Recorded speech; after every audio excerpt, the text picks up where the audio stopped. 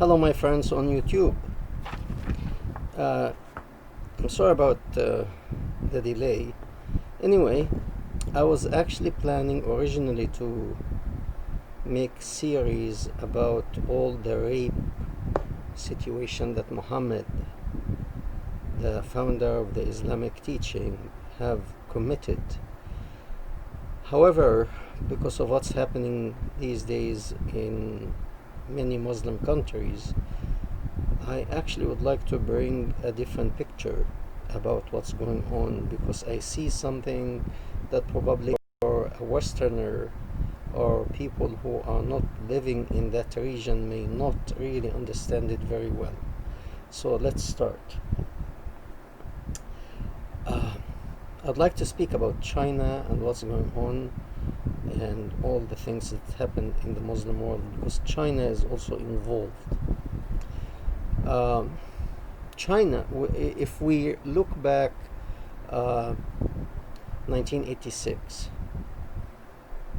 if somebody, whoever is old enough and was an adult back then and was aware of what's going on, if anyone have told you in 1986 that the Soviet Union will start to crumble next year, 1987, you may think this person is crazy. However, it happened that in 1987 we could start to see the downfall of the former Soviet Union. And by 1989 it was practically dissolved into small countries, all independent countries, and that's it for the Soviet Union. And we thought, at least myself, thought that communism is done with, it's over, the crossroads now, or the final crossroads, or the last obstacle is to get rid of Islam. However, I have to admit I was mistaken. So many other people were. I am aware of that situation and the sensitivity of the situation because I left Egypt when it was a socialist country, and those who left their country and had to run away to a different country know what it means to be living in a democratic, free country. Unfortunately, and I hate to say that, but it's true, with what's going on in America today, it's not a good sign. And China knows that. China knows that this is the time to play games. I don't know if the coronavirus was released on purpose or accidentally or whatever. The fact is, it is here. And it's used as a political game now. What happened to George Floyd was a tragic situation. However, all that's happening now has nothing to do with George Floyd and his death. What's happening now is a chaos pushed on America and the American people by communist ideology, primarily now by China. China wants to control. They said that, it's not a secret, they said that China will lead the world by 2050. That means in 30 years. 30 years is not a whole lot of time in the age of a nation. Only in 30 years they won't lead militarily, economically, politically. And when you say politically, they are not going to be democratic. They are going to be socialist. Socialist, that means they control the production and the distribution. I experienced that in Egypt. And I don't want that to happen here. Okay? Because take Venezuela, take Cuba, take North Korea, take China before it opened up. Because realistically, China opened up for capitalism since mid-80s, 1980s, and those who have political connections or people in offices, they start to make business and they got rich, very rich. So the middle class now in China, they have a lot to worry about. They want stability, and they are willing to exchange their freedom. They never had freedom for the past 70 years anyway, but at least they have money now and some stability. So China unleashed the sleeper cells in America, Europe, and all over the world now. They create chaos, and meanwhile, when this is happening, America is not in its best shape, internally or externally. So they know that very well. So this is the time they annexated Hong Kong, and suddenly we hear about Taiwan getting ready, putting their military forces on alert, because they know that China at any time can take advantage of the situation in America and invade Taiwan and take over and annexate Taiwan too.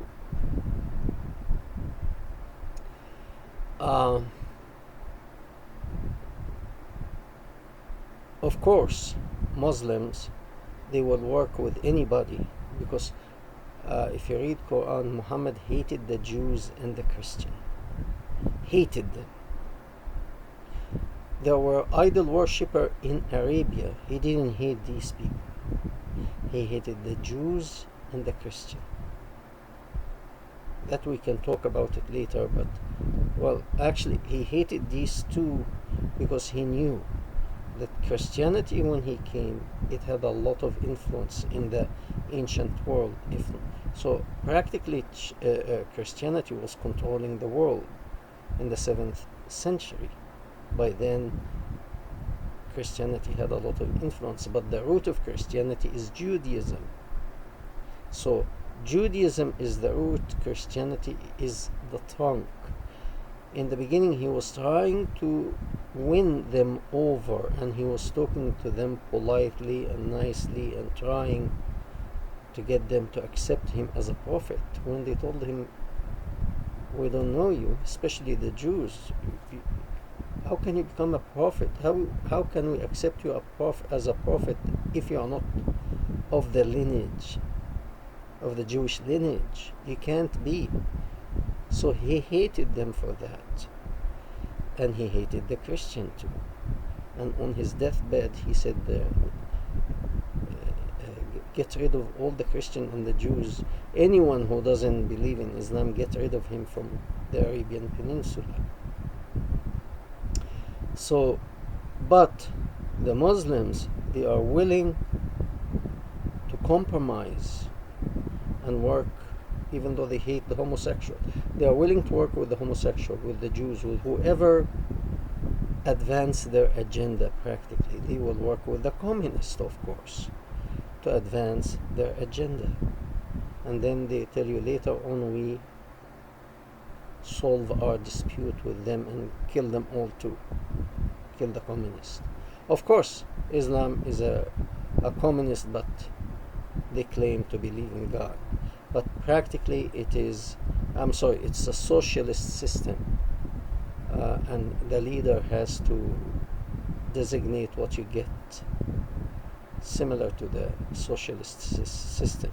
Anyway, so China is taking advantage of that, releasing that sleeper cells in America and the West trying to create havoc to, at the end, control America and the American people. And we see what these people are doing all over the country, here in the United States and in other countries as well. So keeping that in mind, and let's see what's happening. Hagia Sophia, some people pronounce it Hagia Sophia or Hagia Sophia in Turkey, and the Turkish forces in Libya. Now, Hagia Sophia is originally a great cathedral or church of the like it was the main center of Christianity after Christianity started to spread and get influence. And then the Muslim forces invaded, they took over, they changed it into a mosque, and people couldn't do anything because it was heavy hand. It was strong forces that it came to control them. And it stayed like that as a mosque until they really don't care if it's a mosque or not. They are trying to tell everybody who's on top, who's the boss, until the defeat of the Ottoman Empire in World War I, and Mustafa Kemal Ataturk came and he changed that cathedral became a mosque, and Mustafa Kemal Ataturk made it a museum. Just a middle ground so that he can keep peace in the country. But he knows quite well. Actually, I hope he had returned it to the Christian, and the whole situation would have ended, because they built it. It cost them money. They paid this money. It should belong to them. Some people say the Muslim bought it. I don't know from who. Is there a particular owner? Like, can you sell Mount Rushmore? Who owns it? It's a national monument. You can't sell these things. But anyway, that's what they claim, that they sold it. The priests or the nuns, they sold it. Anyway, why is Erdogan is doing that now? That's the question. And the answer to that, Osama bin Laden one time said, nobody likes, or rather, everybody likes a strong horse. A strong horse. You bet your money on a strong horse, not a weak horse. Okay, for those who bet on horses, you want a strong horse. And Erdogan reminds me of Gaddafi. He takes the stage and he wants to appear as that strong horse. Why? Because if he knows militarily he is now challenging Egypt militarily, and he knows that his army is not to the level of Egypt, the Egyptian army. But they open another dispute in Ethiopia about the water of the river Nile, which without it the Egyptian will die of thirst and of hunger, because the agriculture in Egypt depends on the river Nile. Drinking water comes only from the river Nile. We have no rain there, practically no rain. So there is a difficult situation with Ethiopia and the water of the river Nile and the dam that Ethiopia have built, and they want fill it up with water, and if they decide to fill it up with water, I heard it will take about 5 years. In these 5 years, practically the Egyptian, also the Sudanese, will hardly get any water.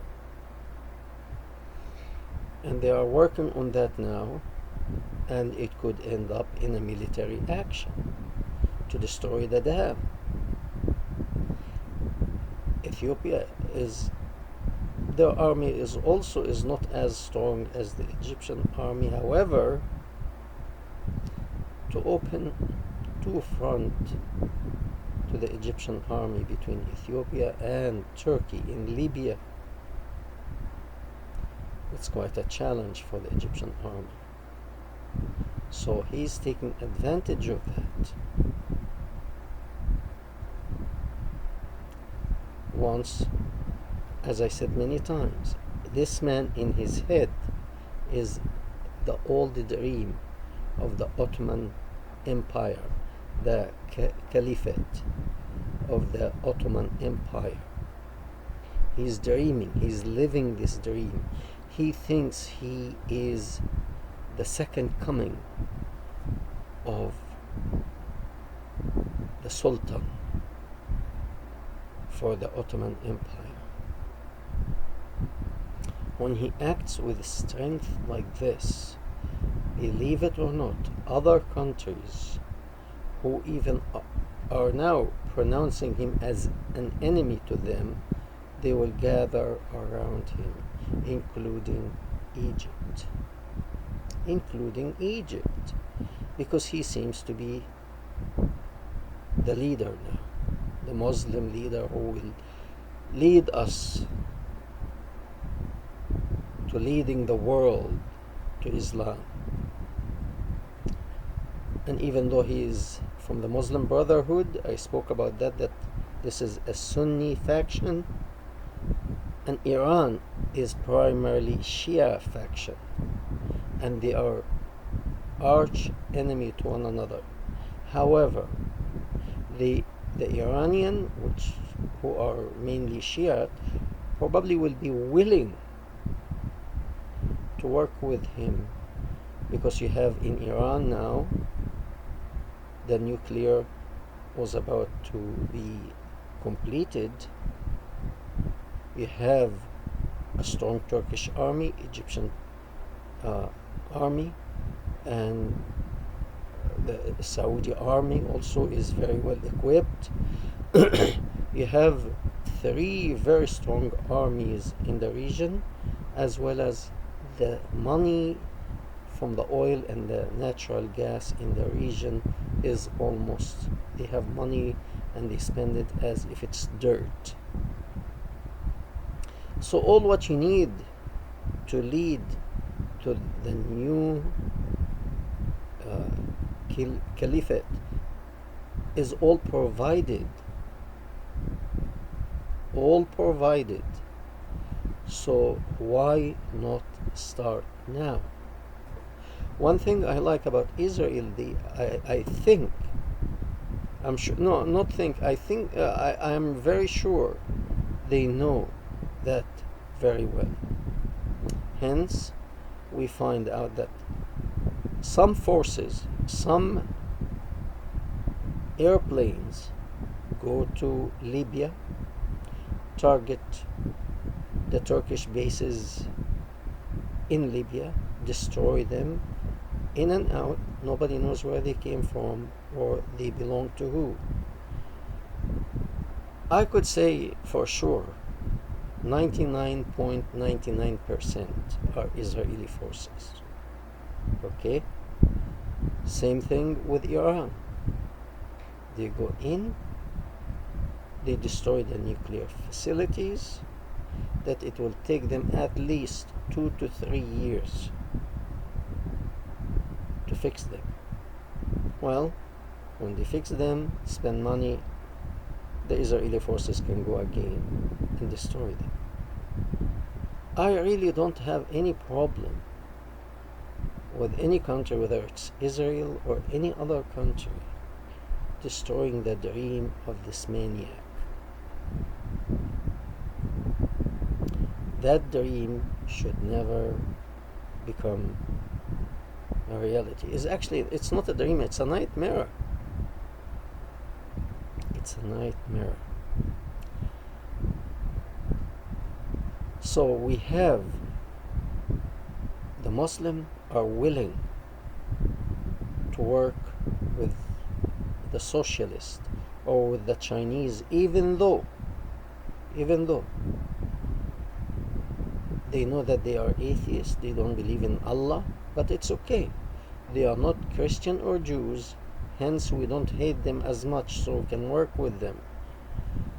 And then later on we can kill them after we get rid of America, because America is the main obstacle. Now,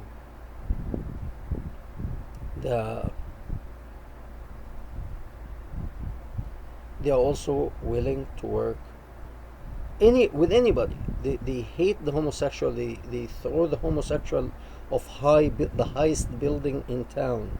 They take them up, they throw them down to die, to their death. They are willing to work with the homosexual because it advances their agenda. They are willing to work with the feminist because it advances their agenda. And later on, the Muslim mind, we use them now, we work with them, we have some relationship. And believe me, those idiots who think, let's work with the Muslim. If Muslim people take over any country, the first people to be murdered are those who help them. Whether if you're socialist, Chinese socialist, American socialist, whoever socialist. If you are homosexual, they actually could also, there's another option for the homosexual. They could split you into two halves from top to bottom. Okay? As you are alive. Right? They split you in half. And the feminists,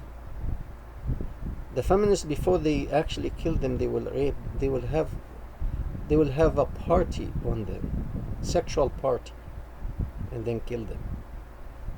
And these idiots are supporting the Muslims.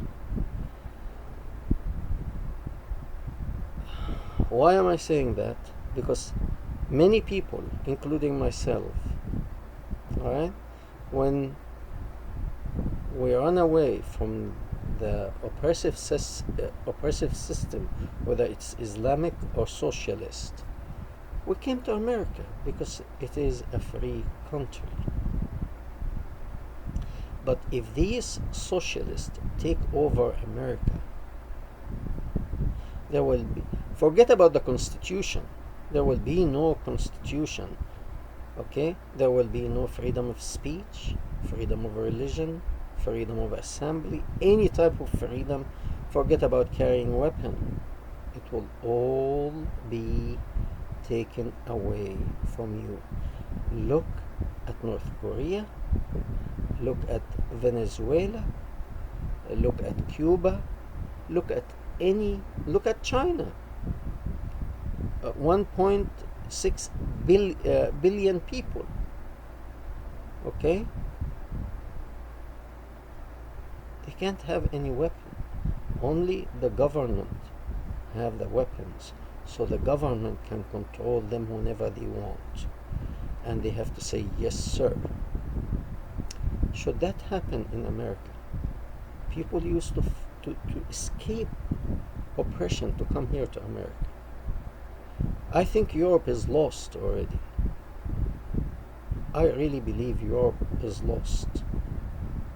And if America continue on this path, I think it's extremely dangerous. And once this is lost, I don't know where to go. And I don't know, where would you go? I appreciate your attention and we thank you very much. We welcome your comments.